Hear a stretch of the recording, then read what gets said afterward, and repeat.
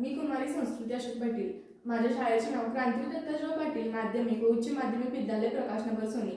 मी इयत्ता 8वीमध्ये शिकत असून दंडबाहेर इको क्लबची सदस्य आहे. आमच्या शाळेमध्ये राष्ट्रीय हरित सेनांतर्गत प्लास्टिक मुक्त शाळा हा उपक्रम राबवण्यात आला आहे. आम्ही जुन्या कपड्यांपासून पिशव्या तयार केलेल्या आहेत. प्लास्टिकला प्रतिबंध घालण्यासाठी कापडी पिशव्या हा एक उत्तम पर्याय आहे. प्लास्टिकच्या पिशव्या या एकदा वापरून पुन्हा टाकून द्याव्या लागतात, परंतु कापडी पिशव्यांचा वापर पुन्हा पुन्हा करता येतो. प्लास्टिक पिशव्या अत्यंत पातळ असतात आणि त्यामुळे त्यांचा फाटण्याची शक्यता जास्त असते, परंतु कापडी पिशव्या या प्लास्टिक पिशव्यांपेक्षा अधिक टिकाऊ आणि मजबूत असतात. त्या कॅनव्हास आणि कापूस यांसारख्या पदार्थांपासून बनलेल्या असतात, त्यामुळे त्या जड वस्तू सहज सहन करू शकतात. त्यामुळे ग्राहकांना सोय होऊ शकते.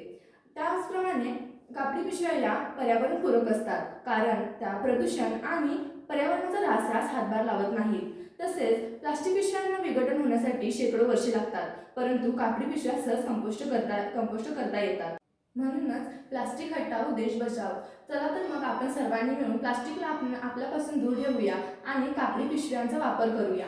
आमच्या विद्यालयात इको क्लबच्या सदस्यांमार्फत एकूण 100 कापडी पिशव्या तयार करण्यात आल्या आहेत. तसेच जुन्या कपड्यांपासून पिशव्या तयार करण्याचे काम अजून देखील चालू आहे.